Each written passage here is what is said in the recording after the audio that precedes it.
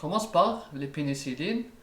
Donc, les pénicillines ou bien les bêta-lactamines sont parmi les médicaments ou bien les médicaments antibiotiques les plus efficaces et les moins toxiques. Ils ont une grande toxicité sélective. Ils arrivent à nuire à la bactérie mais sans nuire au corps humain. Donc, d'où leur succès. Et ils ont été utilisés à très grande échelle et évidemment, il y a eu des erreurs dans leur utilisation, c'est-à-dire on les a utilisés sans prendre en considération le risque de mutation des bactéries. Donc, on n'a pas pris beaucoup de précautions, ce qui a fait que des bactéries évoluent vers un stade plus résistant. La caractéristique de ces pénicillines, c'est quoi? C'est qu'elles sont composées de cette structure. Elles possèdent deux cycles, un cycle A4 et un cycle A5. Le cycle A4, il est fusionné avec le cycle A5. Le cycle A4, c'est le bêta-lactame. Le voici. C'est le bêta-lactame. C'est pour ça qu'on les appelle les bêta-lactamines. Et le cycle A5 qu'on appelle le thiazolidine. Donc, ces deux cycles sont indispensables pour l'activité de cette molécule. On lui donne le nom aussi de ça. En anglais, on dit 6-APA. Ou bien en français, on va dire l'acide 6-amino. L'acide 6-amino pénicillique.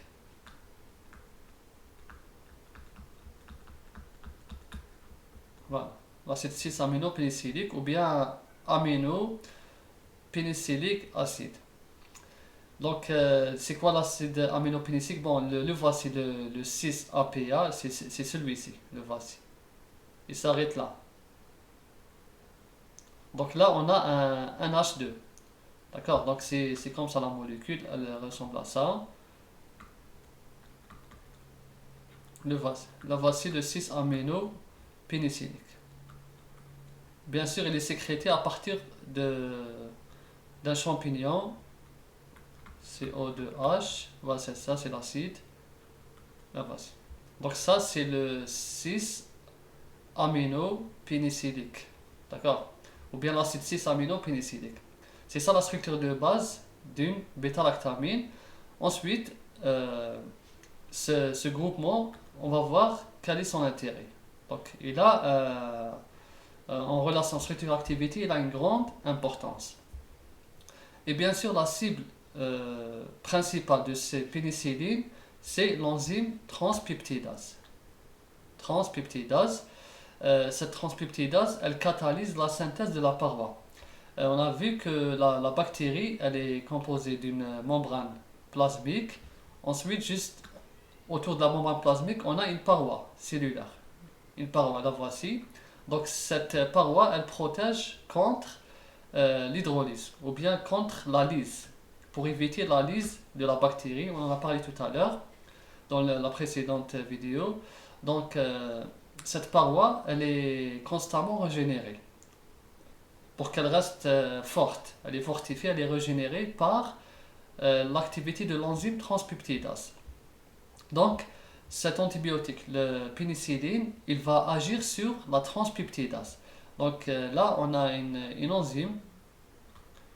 Donc l'antibiotique pénicilline, il va agir sur l'enzyme.